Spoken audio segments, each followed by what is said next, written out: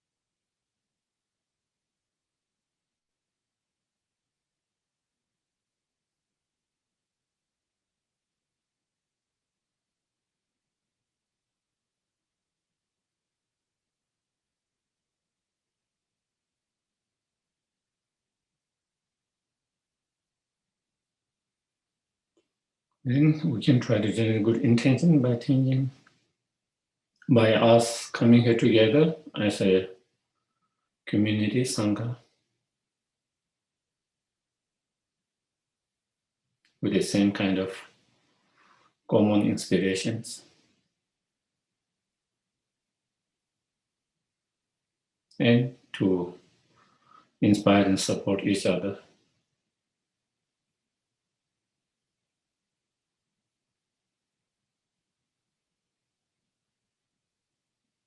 Being here together to listen and trying to reflect, contemplate on whatever we have heard, trying to put into practice if you find anything helpful, beneficial.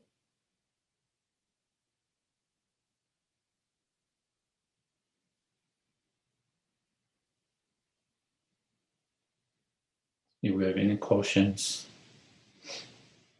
any doubt, any unclarity,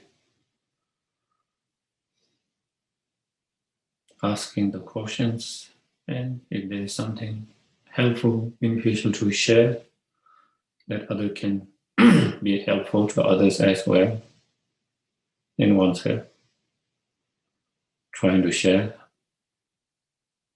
So do all of that. May all of these activities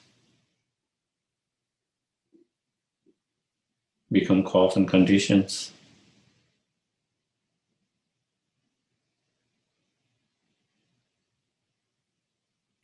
to improve our attitude, our mind, our heart, our practice.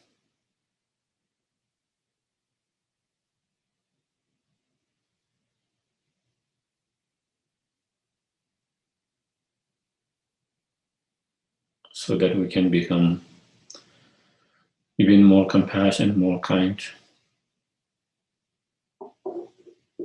even more patience.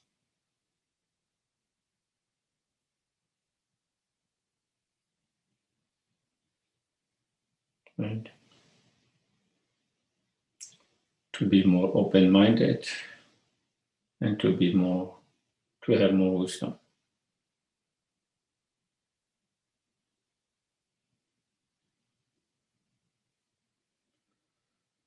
May all of this become cause and conditions for our own inner peace, inner joy, and our spiritual growth.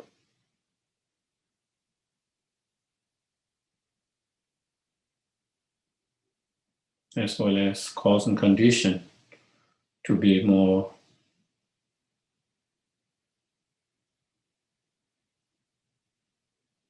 benefit and help to others.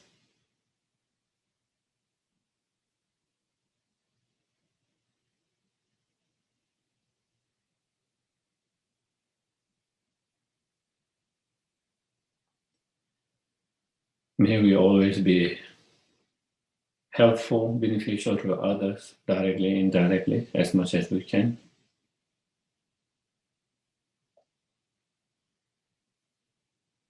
At least may we never be cause of more pain, more suffering, more harm, more hurt to any beings.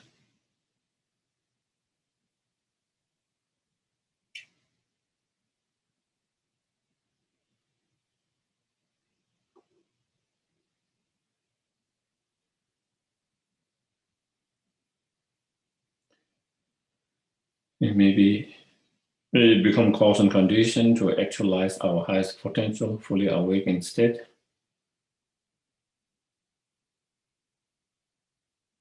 So that we can be not only just help, but greatest help and benefit.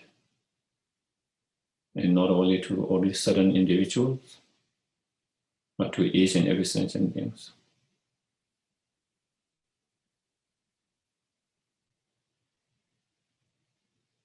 And not only with limited skills, means,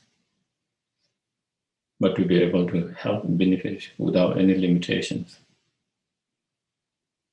with all the skill and the means.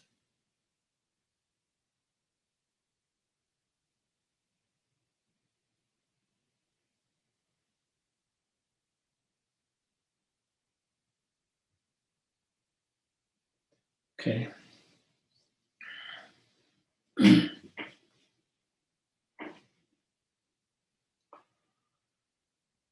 I go for refuge until I am enlightened to the Buddha, the Dharma, and the Supreme Assembly. By the merits I create through listening to the Dharma, may I become a Buddha in order to benefit all sentients. Sangye Chödang Dzogkwe Zonam La Changchu Bado Daneka Dagi Sheshe Be Sonam Ge Dola Pende Sangye Duba Sangye Chödang Dzogkwe Zonam La Changchu Bado Daneka Dagi Sheshe Be Sonam Dola Pende Sangye Duba.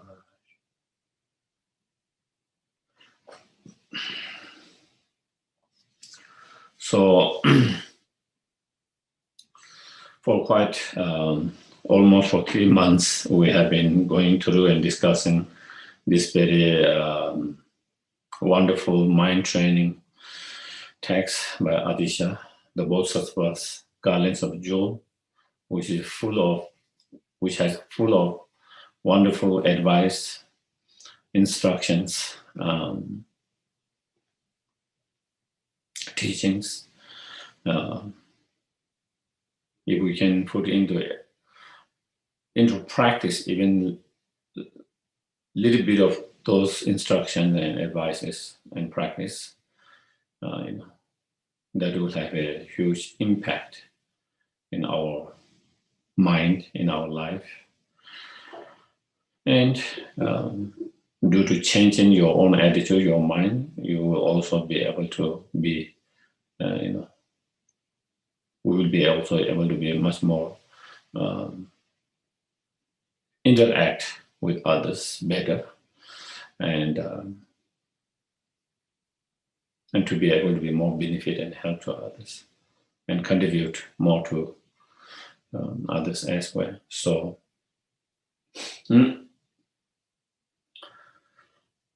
we are on the pit properly.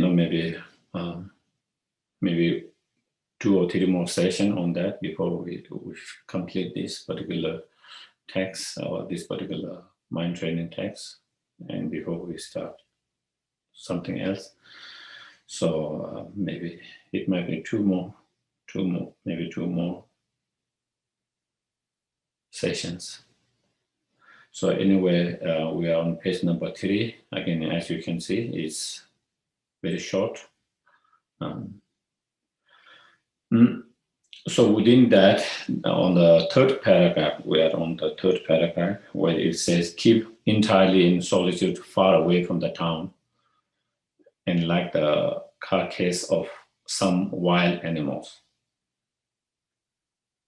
Stay hidden in nature by yourself, free of all entanglements and attachments. So that is, so again, the advice is,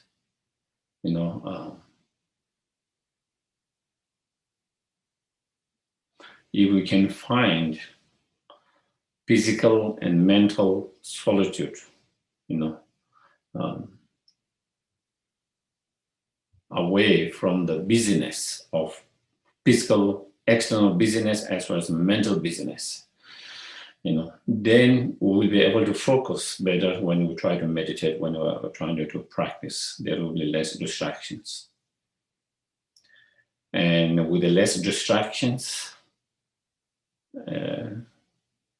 your mind, more quiet, calm, then whatever practice we do, whatever meditation we do, we will have more success.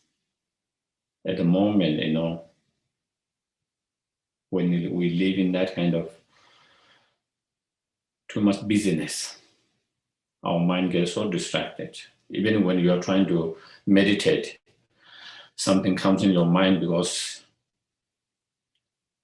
what you have watched in news, something just trigger you, something that you have heard, something that you have seen, all this, or something that you feel like I need to do this. So you have all these plans, all these different plans, because and so while you are trying to meditate, then something come. Oh, I must do that, or I should do this way, or I should do that way.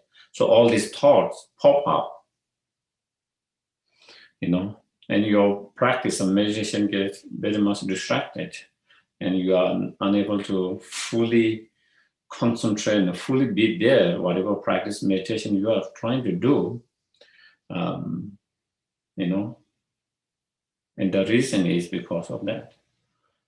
But when we are able to find free from such busyness, that is why Buddha left his palace, and that's why he left his palace.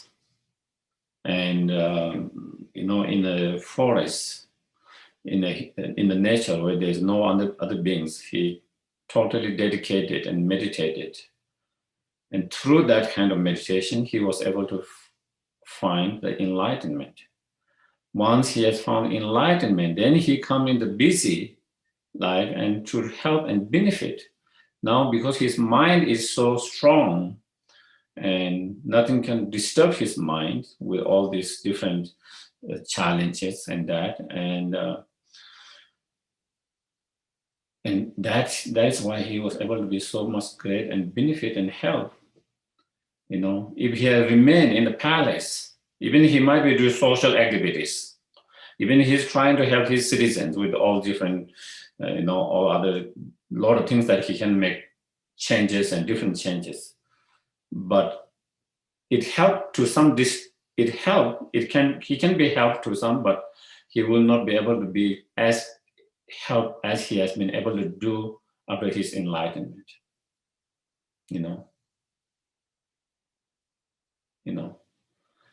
And that is where is the first is to work with our own mind. When our mind is strong, when our mind is pure, because we have worked our mind, so when even we try to help, it doesn't become it becomes from your heart with true love and compassion, instead of sometimes our selfish attitude kind of coming the form of kind compassion. sometimes it feels like we are doing out of compassion, but there is some hidden, and sometimes we are not even aware of that. The mind is so tricky and cunning that it presents to us as we are doing out of compassions, but actually there's a very subtle kind of meaning, and then we get disappointed and upset and bitter because our expectations were not met. Things didn't go as we wanted, according to our expectation, the way we want. And then then we become bitter, But when there's no any kind of self-interest or expectation, we purely try to, out of true compassion, love, when we're trying to help, benefit others, we do that. If things go well, good. If it doesn't go well, you try your best. You're trying to, and you will try to be. You will not be bitter. You will not be upset. You will not lose your path to be more kind, compassion. But when you don't have that strong mind, things can change, and we can become very kind person to very bitter persons. And so that is where to really work our mind to be more strong and more kind, more compassionate. Otherwise, when you don't have that, then it's our actions, our attitudes, our emotion, thought change so easily. One moment you feel your compassion, you want to do something. Another moment you feel very upset, angry, bitter. While you want to help someone, want to hurt someone else, like that. And because of not being able to build our own mind strong enough, and that is where it is the practice, the meditation is to help that. And in order to have that practice, the practice meditation is not running away from your responsibility to do something for the society, to the world, to the sentient beings. That should never be the intentions and motivations, and that shouldn't. But the very purpose of that, you want to meditate, you want to practice to get out of from such a busyness, is so that you can develop yourself, your mind, so that you can contribute better. You can contribute better. You can give better and more. And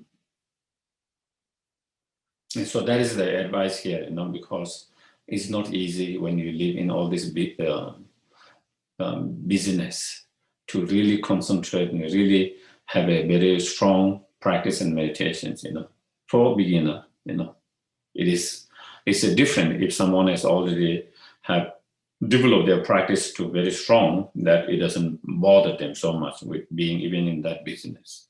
But for beginner, the environment, peaceful environment is so important. And nowadays, even you might have peaceful external environment, if you have all this, internet and everything, still you can be as busy, even you are by yourself in the middle of the forest with no one else. And you can be as busy and your mind can be as busy. But if we kind of free all of that, then your mind will start to be more free of all this, so many unhealthy thoughts. And slowly, as your thoughts started to decrease, then less distractions, and then your mind is able to kind of focus more and more, and to do your practice better. Because I think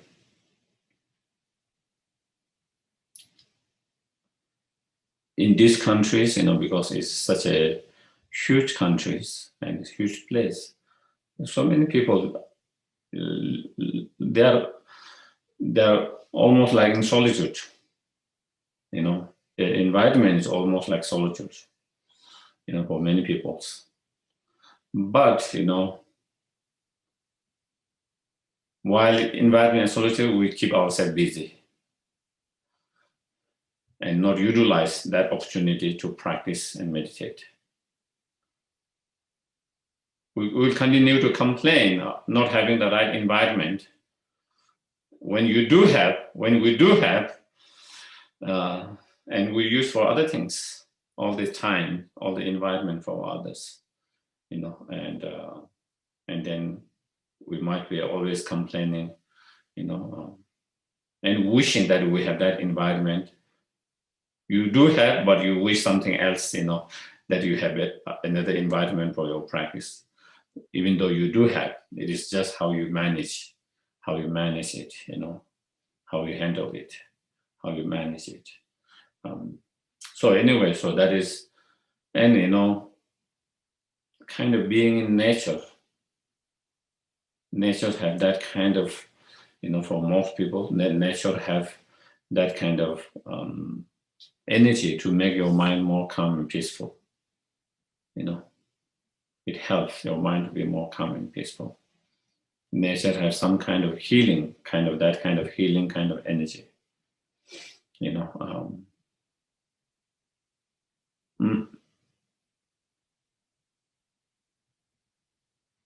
So not only external, we need to be a solitude in that kind of external environment, free from such a busy external environment, but also we have to create internal solitude, free from all this busy mind, all through busy mind, And I think one of the things that I share, and is when you are trying to practice, whatever amount of practice meditation you do, 10 minutes, 15 minutes, 20 minutes, 30 minutes, 1 hour, more than 1 hour, whatever. I think it is important for us to make a strong determination at the very beginning of the sessions. Create a strong determinations that, I will not allow myself to follow those different thoughts if it arises during this period. If I need to take something care of it, I can think about it. I can reflect on that once I'm done with my practice meditations.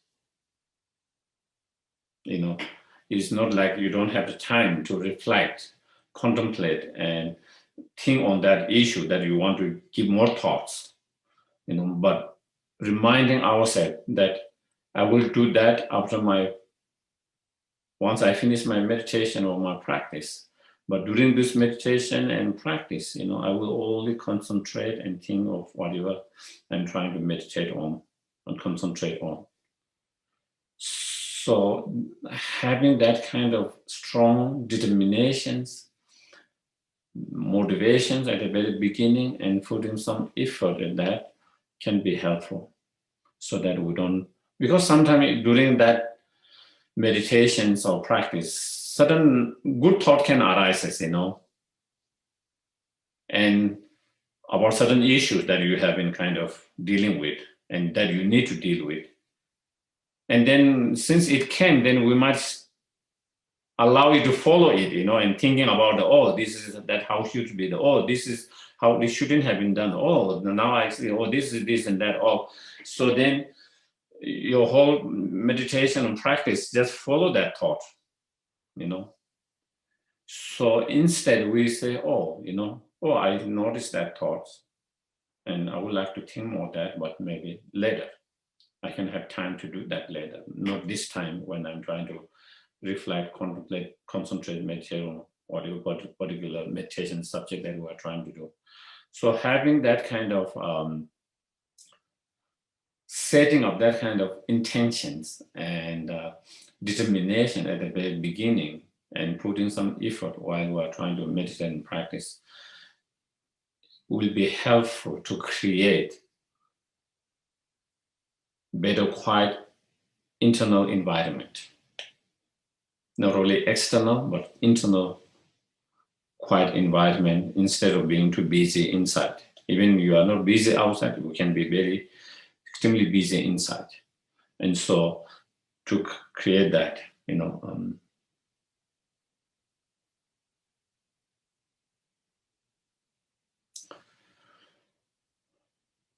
when we live in a kind of busy environment, and as I mentioned, busy environment doesn't mean always necessarily with a lot of people in the big towns.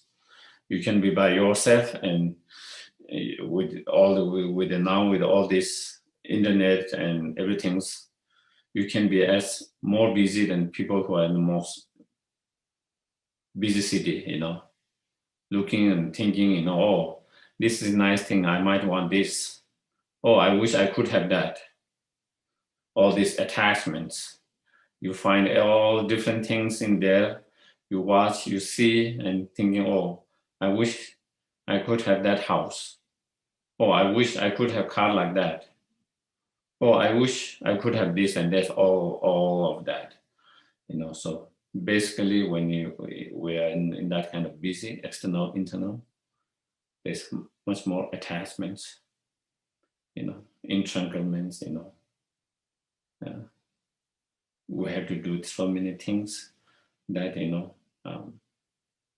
sometimes not necessary, we feel like we have to text someone, we feel like we have to call someone, we feel like even maybe sometimes it's not necessary all the time, we make ourselves busy, and we feel like if I don't do that, then we are not being responsible, or that the other person might be upset or not happy, this and that, and then we keep ourselves so become busy, and then if someone doesn't respond to you immediately, you started to either worry, maybe something happened to them, or maybe you think, oh, they're upset and angry, they haven't responded to me for a week. Did I do something wrong? Did I say something wrong? Did I wrote this something? So we create all this kind of so many thoughts, all of that, when there is nothing like that. Someone's busy or forgot. And someone forgot and busy and they didn't respond immediately, doesn't mean they don't care about you. Doesn't mean they don't love about you, Or just because someone responds immediately, that doesn't mean they care more about you than someone who didn't respond to you immediately. It doesn't mean someone is more caring than someone who didn't respond to you immediately, all of that, so many unnecessary thoughts and emotions that we go through on the basis of all of this.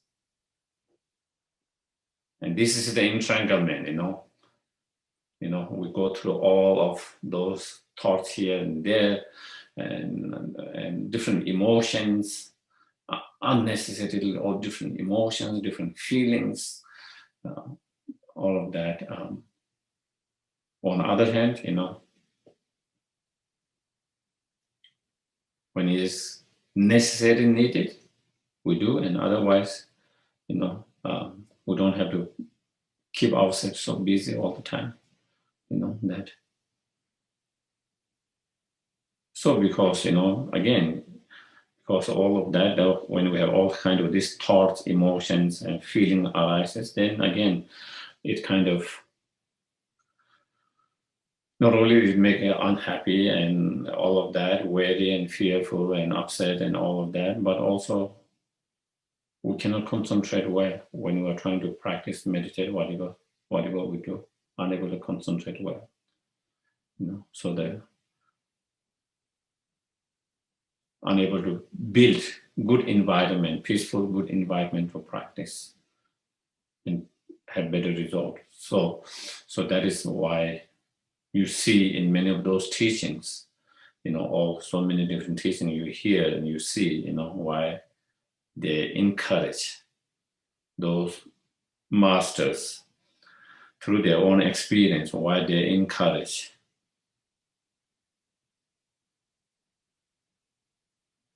to create better environment of practice that is free from external busyness as well as internal busyness, that's free from all these attachment entanglements, so, and that is the same with a lot of those practitioners. The author himself,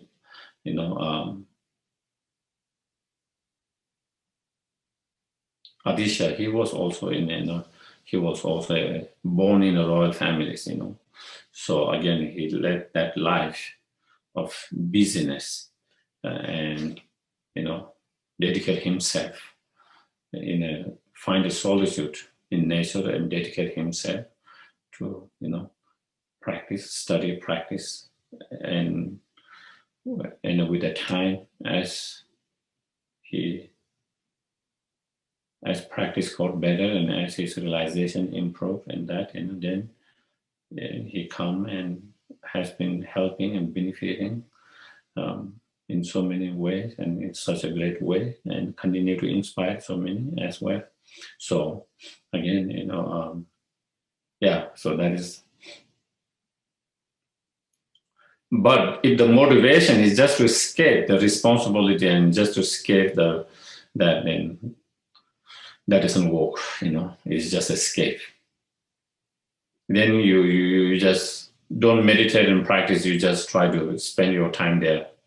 Even you have solitude, you just waste your time there. You might not be so upset and angry all the time because you don't see, you don't hear all of that, but at the same time, you are unable to utilize your time, energies for something higher purpose and good purpose. On the other hand, your intention, motivation is to develop yourself so that you can give more, so you can be more help, benefit. And with that intention, motivation, if you put effort and in that, then definitely it helps you, it helps everyone. You become, source of a lot of benefit and help to the society, to the world, to the sentient beings. Can become that. So that is the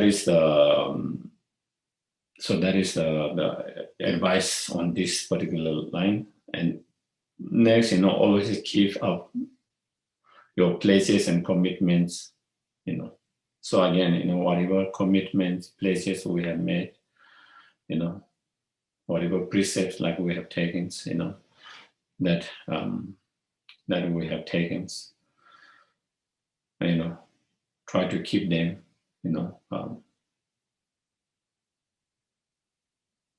as much as we can, Of course, also we have to be realistic and not be too harsh on ourselves. Despite trying our best, sometimes we might not be able to keep because of the delusion are too strong, But the point is we put effort and try our best to keep them, If we don't keep the places, the commitments, then it can become a kind of habit. We made all kind of commitment, we take all kind of places and we never keep them. Whether it's a spiritual places or commitment or whether it's an ordinary place and commitment we make with someone else to do something, Whether it's a organizations or whether with either any organization or whether it is individuals, We have to think before we make commitments, but once we make a commitment, we have to try to keep as much as possible. You can't just drop just because it's not easy, because it's difficult,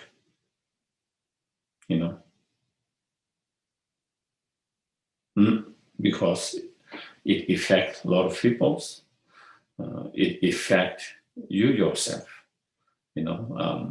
where you might have bad feeling to yourself in the futures.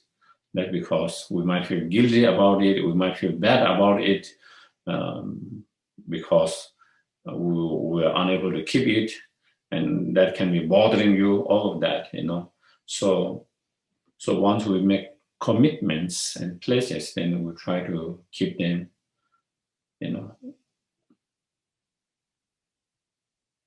that is whether it's a spiritual commitment or whether it is ordinary pledges and commitments. It is better to make smaller commitments, but do bigger.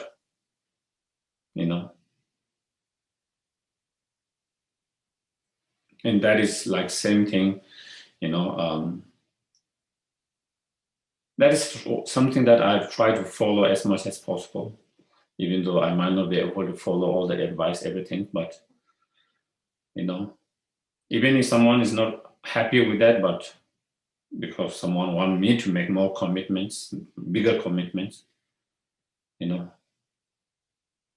I will make smaller commitment, but I try to give more than what I committed, whether it's in terms of the time, whether it's in terms of others' program, whatever, I don't just to make someone happy, take all these commitments, and then later I say I can't do it because it's too much.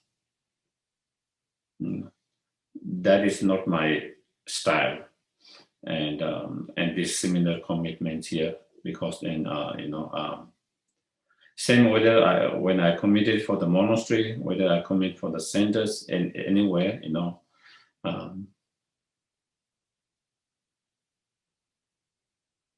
so once you make commitment, sometimes there are challenges times, sometimes there are difficult times.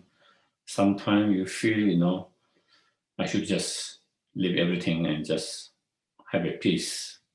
And, it's like kind of, but commitment is commitment, you cannot just drop.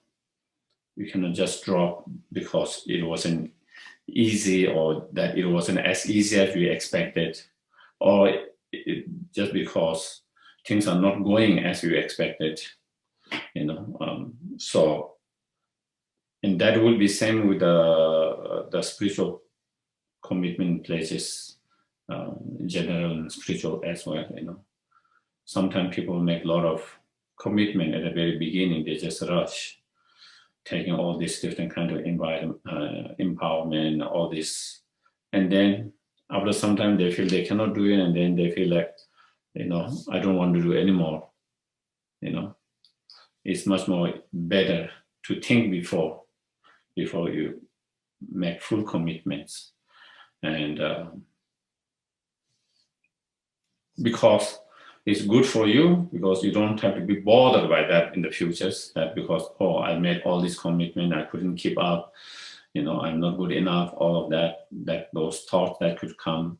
Also, you lose the trust of other people, people who have trusted you because you made those commitments, whether it's spiritual, not spiritual, and now you are unable to keep it, so then, people get disappointed, people get hurt, unhappy. So it affects both you and others. A lot of people, it affects a lot of. So therefore,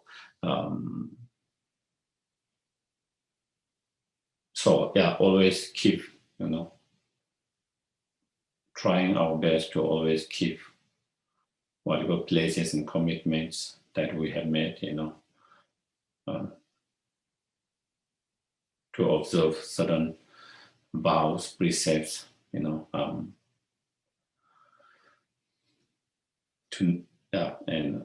all others. And should laziness or procrastination strike, immediately take note of your errors one by one,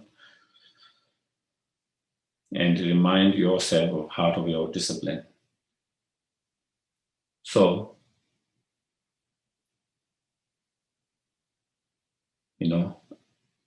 whenever any laziness arises when trying to practice, meditate,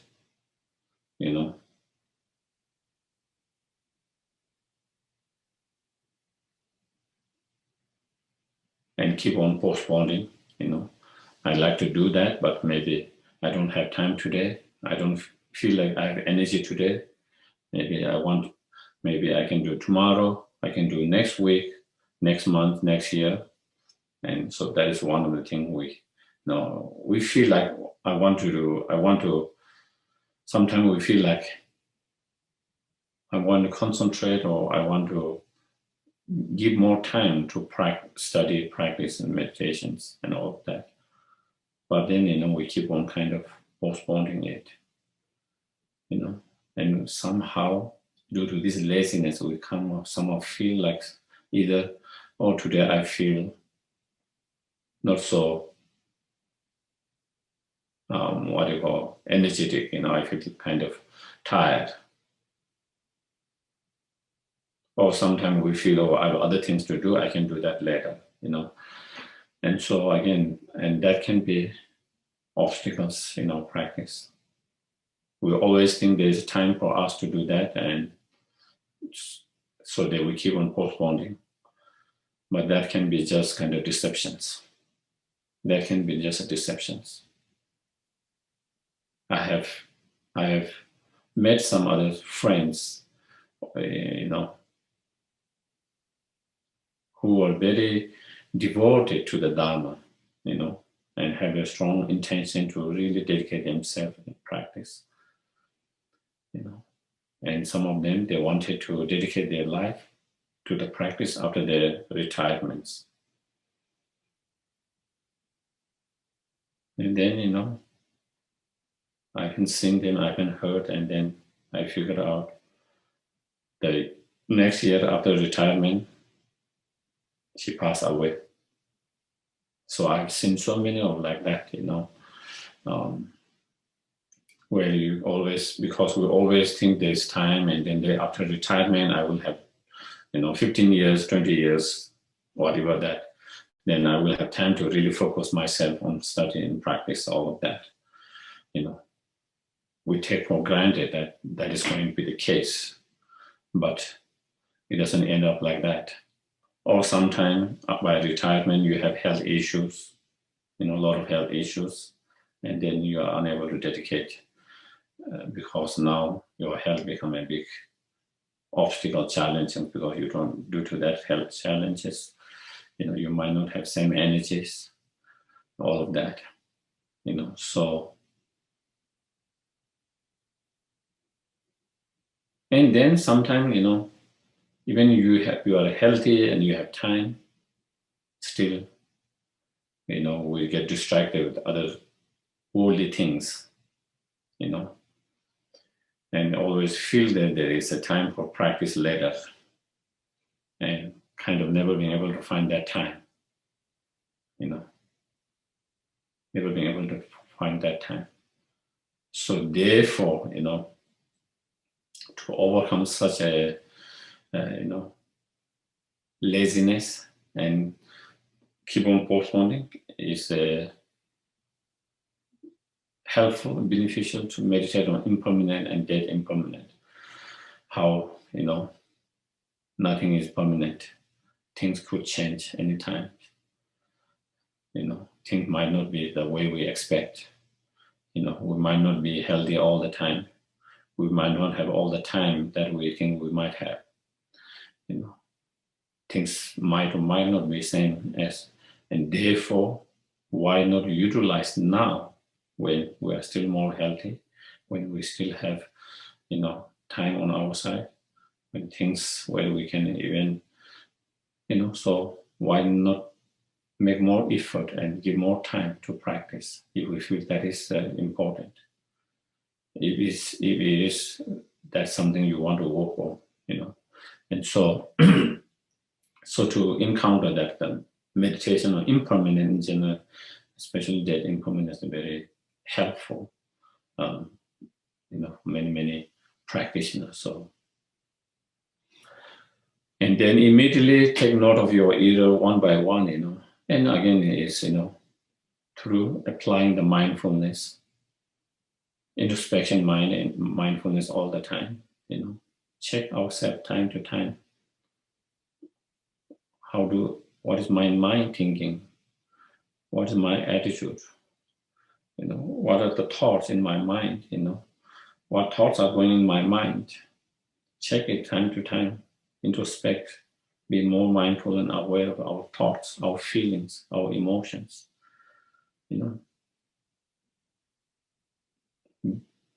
be mindful and be aware and have an introspection mind time to time, checking our speech, am I saying truthful or not? Am I saying something helpful or beneficial? Am I being rude or kind? With my speech. Am I being harsh or am I being gentle with my speech? Time to time, introspect, analyze your physical behavior. What kind of, expression we are showing with others when we are interacting with that. Are we showing more kind of violent expressions? Are we showing more kind of, something that hurts someone, something that harms someone, something that make other person more wary, fearful, all of that? Or am I showing with my physical expression something that help them, something that inspire them, something that make them more calm, peaceful, So basically, trying to analyze time to time, be more mindful, more aware. And immediately when we see, oh, my speech wasn't so gentle, trying to change that and trying to make it more gentle, trying to make more kind speech. And if we notice, we are not being as truthful, immediately recognize that and try to be more truthful. Well, I said that, but I think it was not exactly that. It was maybe, I exaggerated, or maybe I didn't put it in the right way. Trying to kind of immediately kind of trying to be more truthful and true, honest. If our speech is kind of, the moment we recognize that, we can always kind of, change, what I said before was not exactly that is how it is, but this is how it is, kind of transform and change that space. Same with our mind thoughts, negative thought arises, be aware of that, and then trying to, instead of negative thought, try to have positive thought. As we mentioned before, sometimes we might have a negative thought of someone, wishing them something bad. When we recognize that, instead, wish them something good, may they have peace, happiness, So, and same thing, when you have strong desire and then recognizing, oh, I have strong desire, and again, trying to let it go instead of strong desire and trying to be more happy, satisfied with what we have, by saying, oh, I don't necessarily need that bigger house, that bigger car, this and that, or new new iPad or new iPhone. I can just function with this one. This is good enough. I'm being happy with that. So basically, whatever, when we recognize one of those, harmful, destructive emotions or speech or physical behavior, when we find them, we try to recognize that and we try to, take note of that, and then trying to transform it, trying to change it. And that's how we make it change slowly, one step by step. One step by step, that is how we try to transform and change our attitude, our speech, and our physical behavior, our actions. It starts with one step, small, one step, one small step, slowly, two small steps, slowly, three small steps. And slowly, one bigger step. And that is how we improve slowly, slowly. So that is what, try to apply that every day as much as possible.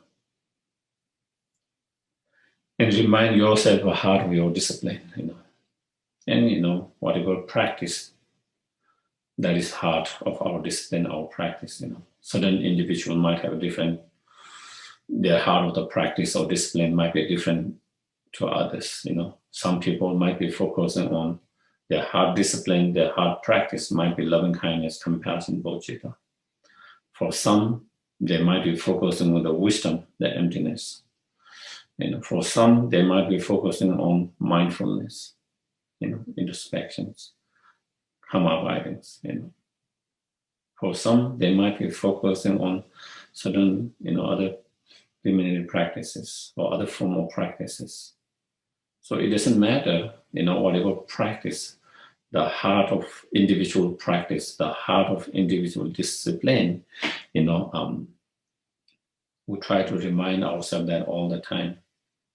This is the particular practice that I should focus on. This is the particular practice that I should work on. This is the particular practice that I should make more progress, give more time, and then we try to do that, reminding ourselves and then trying to practice as much as possible. Here, in the Mahayana, practice, the Bodhisattva practice, of course, the heart of the discipline, the heart of the practice is always the bodhicitta mind, together with the wisdom of realizing emptiness, But many other practices that support those practices. So basically, it's that I think I've mentioned in the past, sometimes we might be kind of practice different practices, but never lose or what those practices are for. Those practices are to support your main practice, the heart practice, the heart discipline, the bodhicitta emptiness.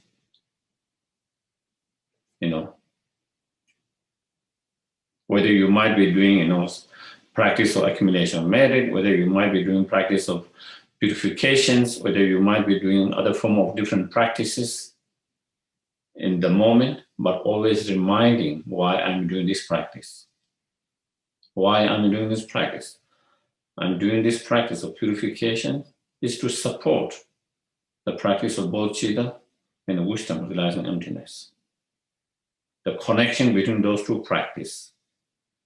And reminding I'm doing this not isolated, different or separate practice from that, but to support that practice. Same with the whatever form of accumulation method. Or even you are reciting any mantras, always being reminding ourselves the very purpose of this reciting this mantra is again to support that practice of your heart practice, your heart discipline of the bodhicitta and wisdom, that's emptiness. So never being distant from your heart practice. Never being distant from your heart practice. Never losing that, the heart practice, the heart discipline, never losing that. That should be always the center of the practice and all other practice supporting towards that. All other different aspect or different form of practice is support that, including mindfulness, so that we can apply the mindfulness introspection to our wisdom and to develop that wisdom and to develop that bodhicitta mind and to increase and improve that wisdom and that bodhicitta mind, and so that and then next one is kind of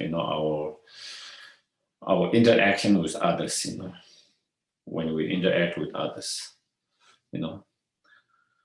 whenever you meet another person, so the previous is kind of working on our own mind, developing our own mind, our own practice, and And next one, once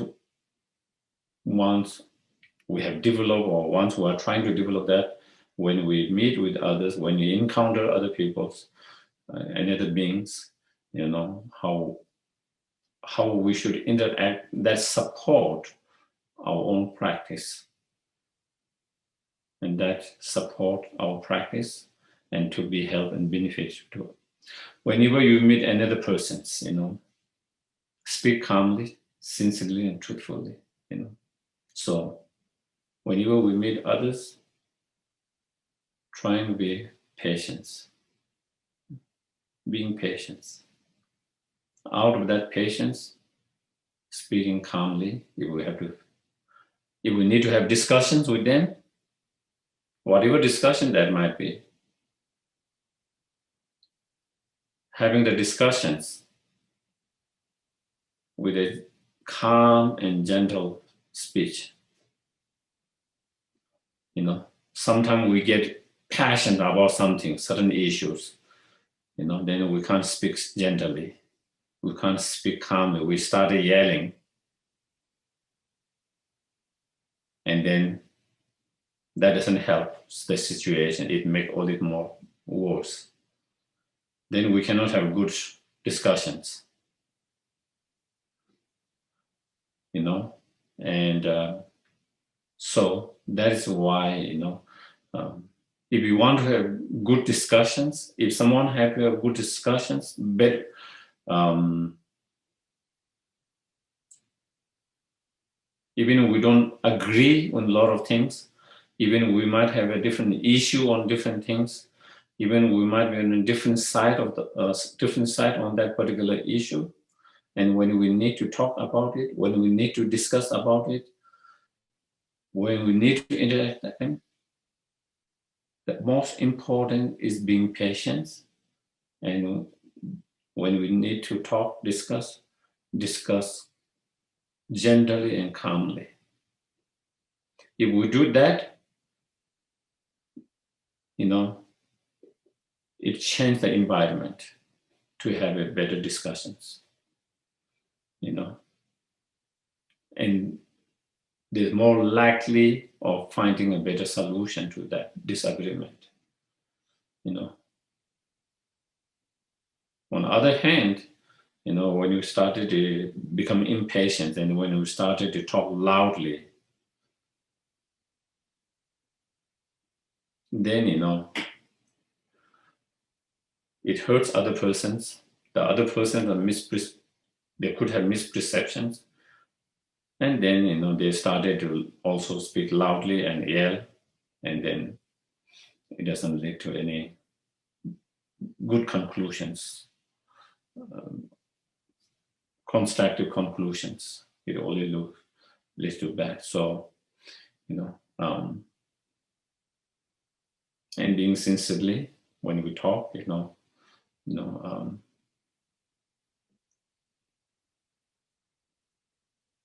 not just trying to please someone, but being more sincere about that, in a skillful and compassionate way, and truthful,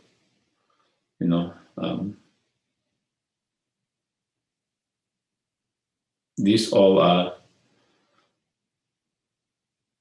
speech that help the other person and oneself. It helps everyone. When you are truthful, the other person's,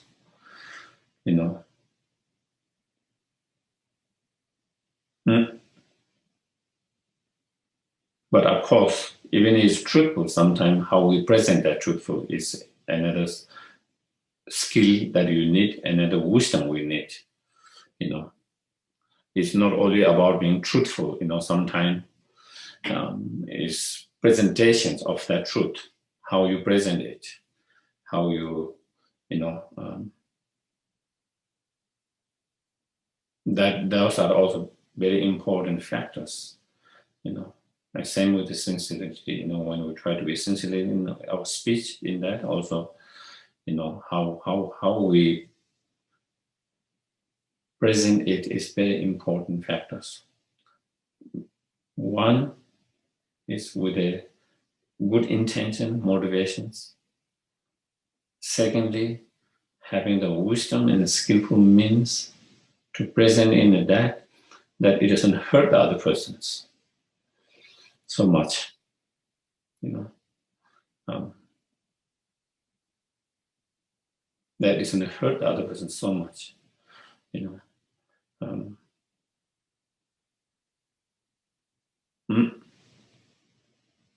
A lot of time is the presentations.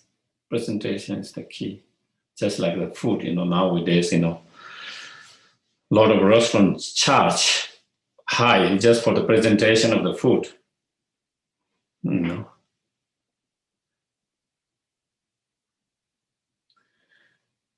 We are very much we like everything presentation good. So definitely that has strong impact in our mind.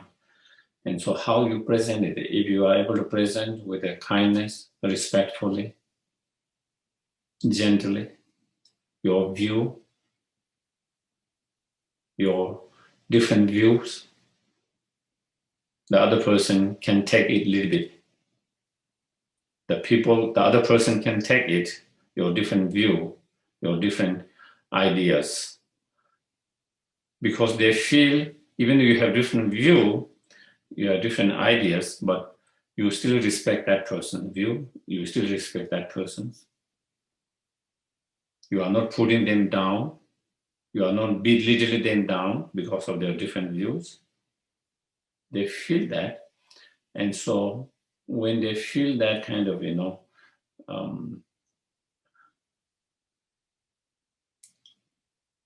then, they don't take it too personal, they don't get too hurt, and even they don't agree, but then, fully agree, but then, they are willing to discuss. There's openness to discuss. There's openness to find solutions, and so I think those are important factors, I think that we all need to be aware and develop those qualities and trying to be able to present in that way,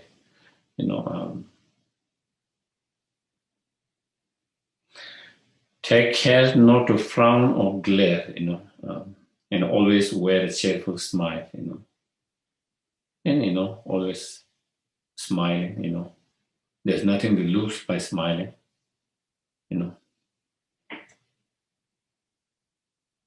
there's nothing to lose smiling. You have nothing to lose, but that can cheer someone's life when they see someone smiling at you. That can make difference to that person's, whether you are smiling or you're frowning, That's just, even you don't know the person, even you have not met the person, even you don't know the person personally, just to see someone on the street smiling persons, what kind of effect you have in your mind, and one person who seems very grumpy and frowning and grumpy, what kind of effect it has on you. Just as it has different effect on you, same is what kind of face you show, it has also impact on others that we encounter in our life, So, and you smile them and they smile back, and again, it makes your day better,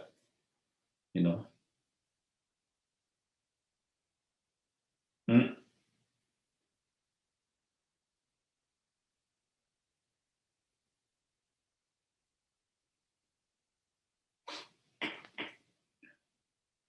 And even when things are not going so well in our life, even when we are facing a lot of challenges, difficulties, even things when the life is not so easy, even in those times, you can still be cheerful, show the cheerfulness, instead of being frowning and glaring all the time, Because when you are cheerful, it give a kind of, it make the other person more positive, more happy. It give you more hope to others, and that reflect in you. And when others hopeful, and you feel that, and also you become more hopeful. That's how we affect each others. When other person is very kind of, depressed, then it affects you. You also start to become depressed. You feel that energy, and you also start to become depressed. When other person is uplifting and joyful, that affect you, and it started to make you feel also more joyful and more uplifting. Just as other people have effect on us in that way, same we have effect on others. How we physically, verbally, mentally, how we respond, with what kind of different expressions of that, can affect others and oneself in such a way. So trying to be something that is more hopeful, beneficial, joyful, cheerful for all,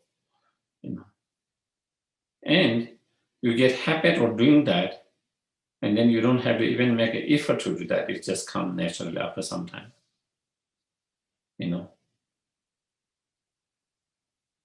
Sometimes there are people who complain all the time. No matter what happens in their life, there's always complain. Because it has become habit. They are not even aware of that because it has just become a habit. Even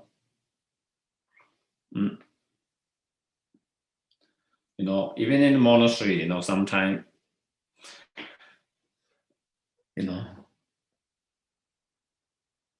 not everyone's enlightened, okay? There are a lot of unenlightened beings, including myself. Okay, so we still have our own problems and challenges, difficulty, like everyone else, and so, there are some friends, at least, not much custom. Whenever you see them, always something complaining, something bad, always. Anyone, that person interact. So the monk, whoever started, I don't know who, had a nickname, Duki Ram. Duki Ram means kind of unhappy persons or something, and so that is, and there's something that like that, and I think that is just habit. It has become habit to him, and it's hard to change that habit, On the other hand, we have some others who are always cheerful. You wouldn't know they have their problem. You wouldn't know they have any problem in their life because they are always cheerful. Even they have difficulties, problem in going, they never kind of show up to others. And it's not like they're just making that smile, but it's also just kind of habit with the time.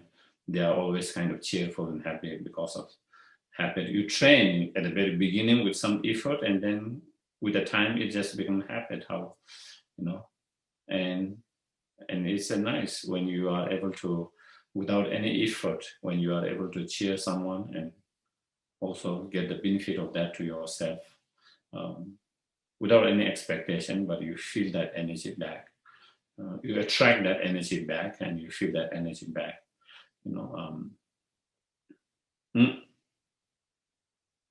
So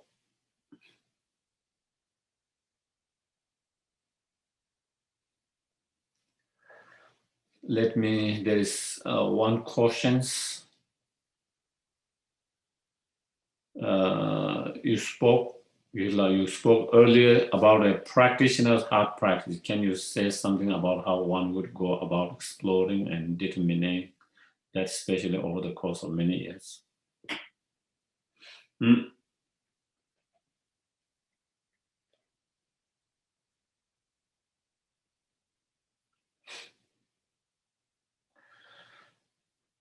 I think, at the very beginning in our spiritual life, we explore, we try to explore and see, hear different teachings, study different teachings, learn different teachings.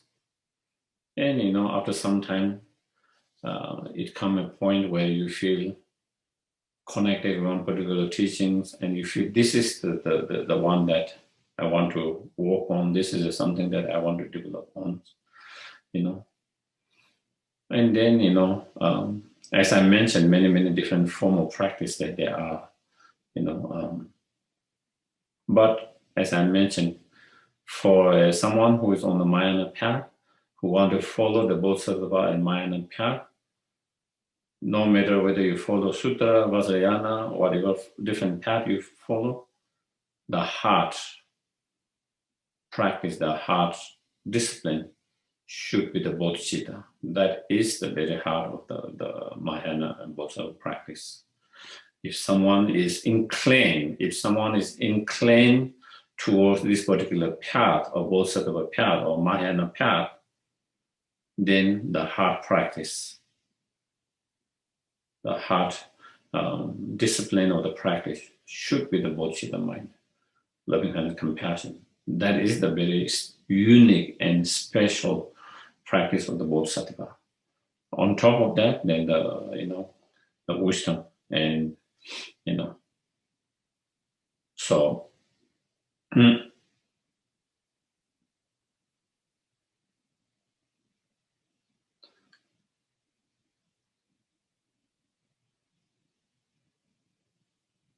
Yeah, of course, if you are inclined in some other path, not a Bodhisattva path, Mahayana path, but then the heart practice will be something else, such as mindfulness will be the heart of the practice, and then of course, according to a different spiritual path, they have their own different heart practice, even though they might have many different other practice aspects of it, but they have heart practice, that is the center of all of the practice. That's the core of all of the practice.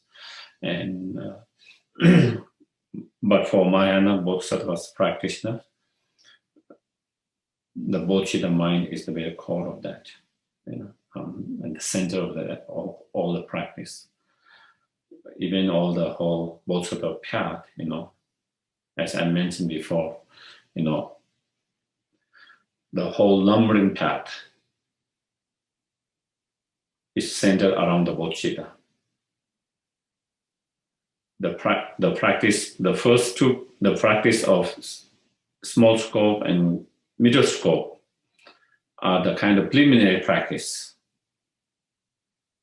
supporting preliminary practice for the bodhicitta mind practice. And all other practice, such as the six perfections, are a kind of the commitment of the bodhicitta mind. The practice like a commitment of the bodhicitta mind. Once you have developed bodhicitta, how can you carry that bodhicitta mind? And so to carry the bodhicitta mind in those different aspects of path or practices. So whole core practice is centered around the bodhicitta mind. And so that should be, yeah. And then, of course, to support that practice, then as I mentioned, there can be many different practices, and to support that practice,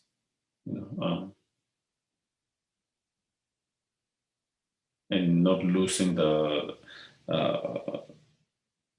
connection between that whatever practice you are doing to support that the heart practice of bodhicitta, and reminding yourself of all that all the time.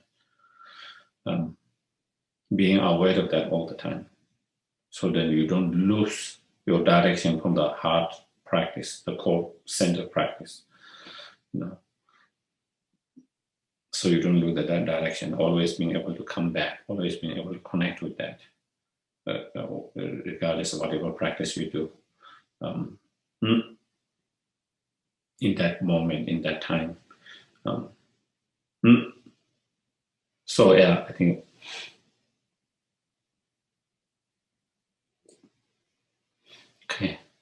I was overcomplicating things. I don't think it is overcomplicating, but I don't think it is overcomplicating, but definitely,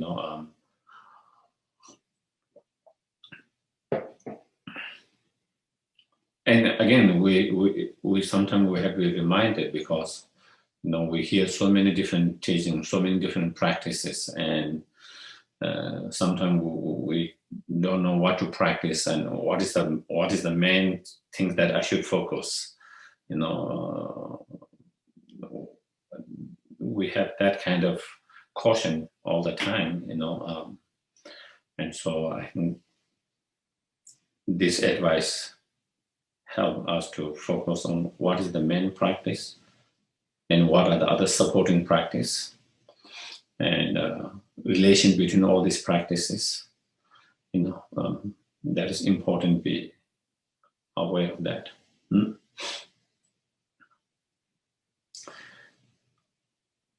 Any other questions or to share?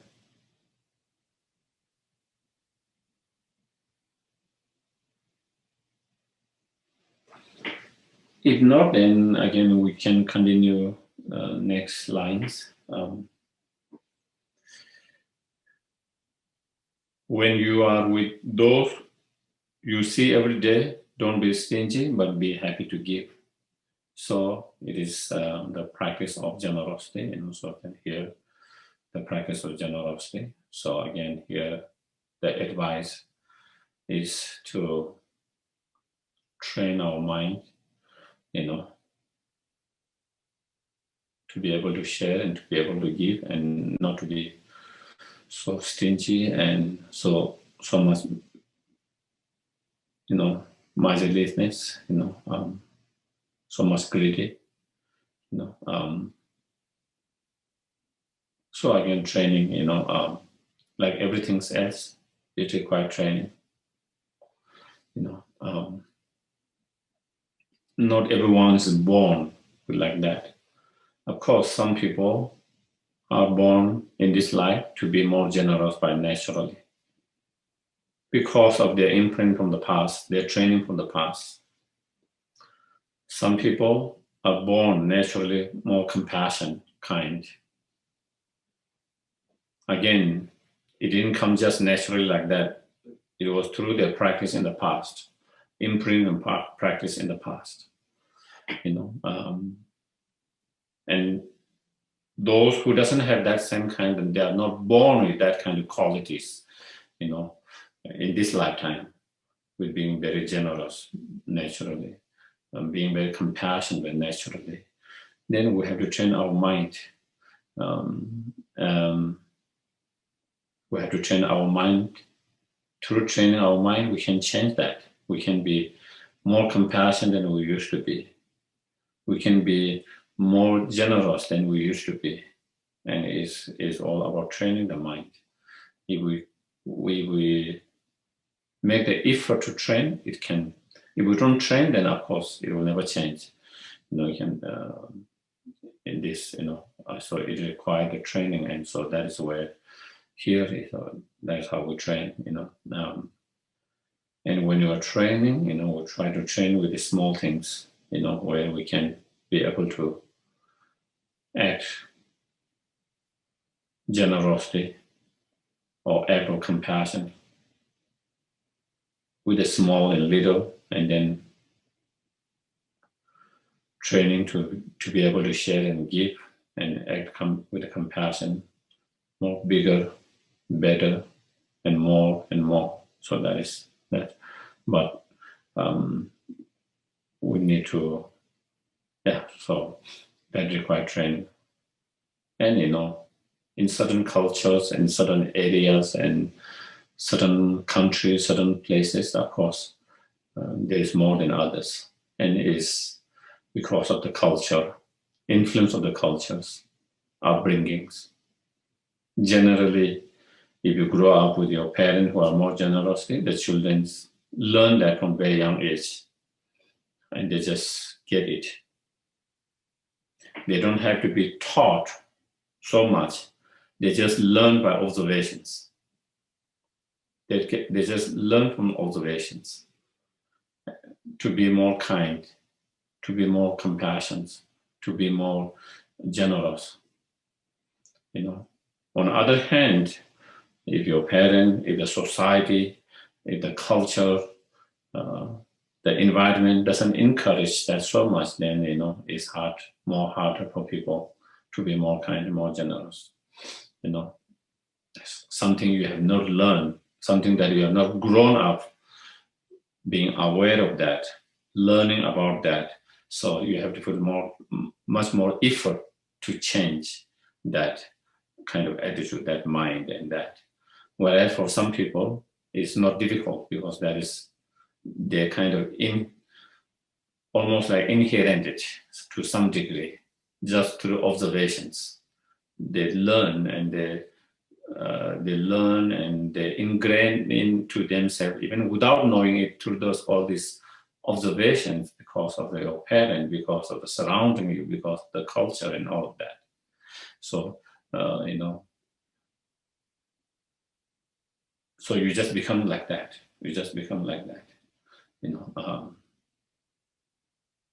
But that might not be the case for everyone because of different circumstances. So for others, they have to put more effort to do that, to practice that.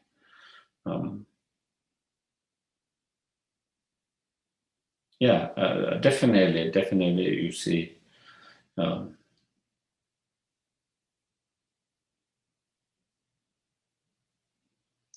it's interesting, yeah. I don't know, why we human beings, a lot of time,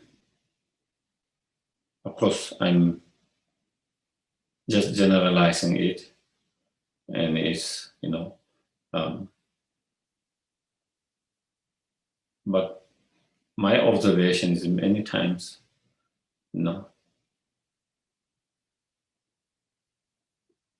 the less people have, they seem to be more generous. The more you have, you seem to be less generous. And it is a kind of, it should be the opposite, but that doesn't seem to be the case. It's a strange. It is a strange, but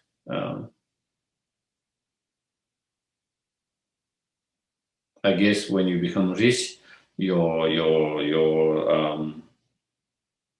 mind becomes, everything's bigger and bigger. You look even bigger and bigger. When you are, and I think maybe that is the way it is.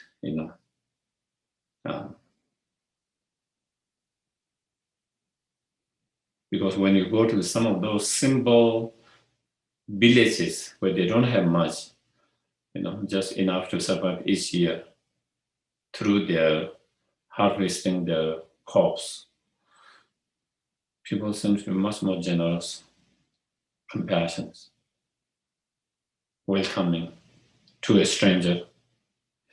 Yeah. Whereas you might not find that so often in a bigger cities where there is much more wealth and everything. So anyway,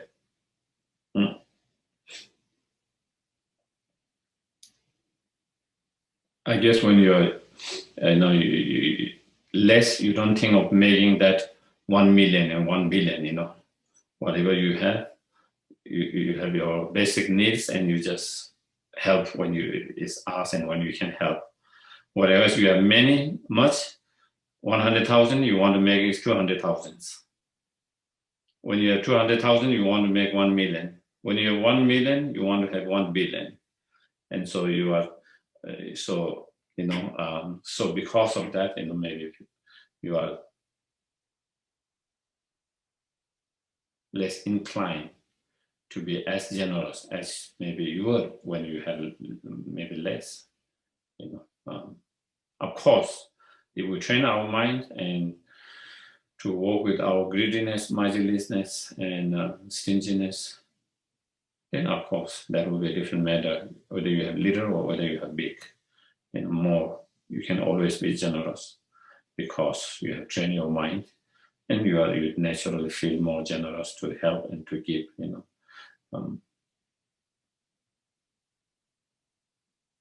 You feel, yeah, more natural and more open to be able to share and to be able to give and to be able to be more generous.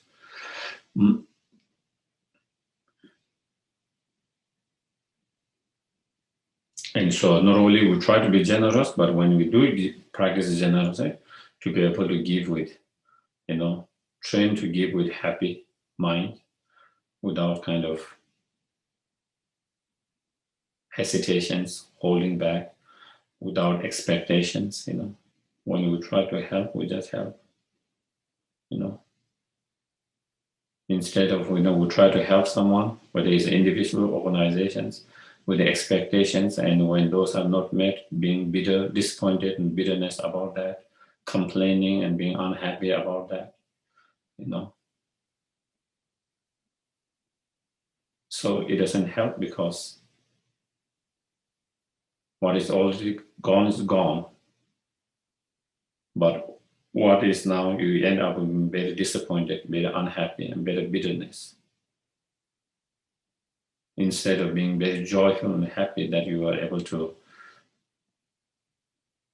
whether it helped them or not, whether it helped the organization or not, whether they spend exactly the way you want or not, whatever, that all this happen, and you can't change that part. Whatever you can change next time, but you can't change that. But instead of being happy that you are with a good intention that you want to support and you are able to support, now you end up becoming very disappointed and bitter and unhappy. That is not the best to end up in being that. That is not a good state to be in. Even we don't talk from Dharma point of view, even ordinary point of view, that is not a good state to be in, with a bitter and unhappy mind. And so how we end up becoming a bitter when we actually want to help and we want to do something good, because of there's so much expectation there. There's so much expectation there, even when you are kind of trying to be kind and supporting. So still there is something, self, that some kind of self-centered or cherishing in a subtle way. I want to support only if they do the way I want, even though we might not be even aware of that at the very beginning. I'm willing to support only if they do the way I want. And so sometimes things doesn't go that way, and then we're disappointed and bitter because I support you, but you didn't do the way I want. You did something else, and I'm not going to support anymore. So the reason is because of that. So it's important to train our mind to give without expectations. Simply just because we want to help, we just give it. And of course, we will try to, if we can, if there's any way, if we think that is the best way to, we can try to help and do that, but without any expectation, then we don't end up becoming bitter and unhappy and all of that. So anyway, so that is where it says always where but be happy to give. That's where it doesn't just say give. It doesn't just say give, but it says be happy to give. And so that should be one thing that part of that training. Okay, so that we can do the dedications.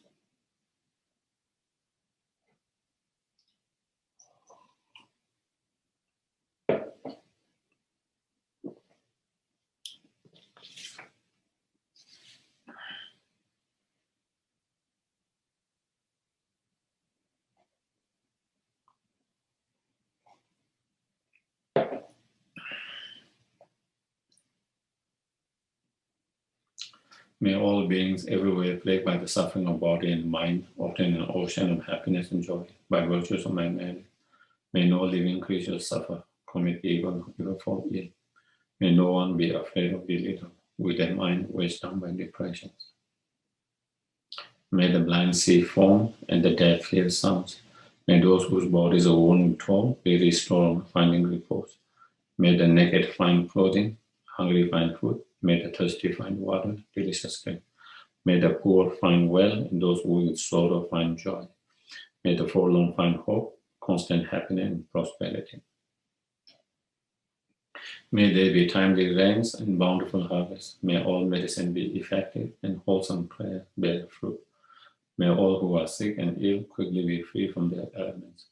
Whatever disease there in the world, may they never occur again. May the frightening cease to be afraid, and those bound be free. May the powerless find power, and make people think of benefiting each other. For as long as space remains, for as long as sentient beings remain, until then may I too remain to dispel the miseries of the world. Thank you very much, everyone. Thank you.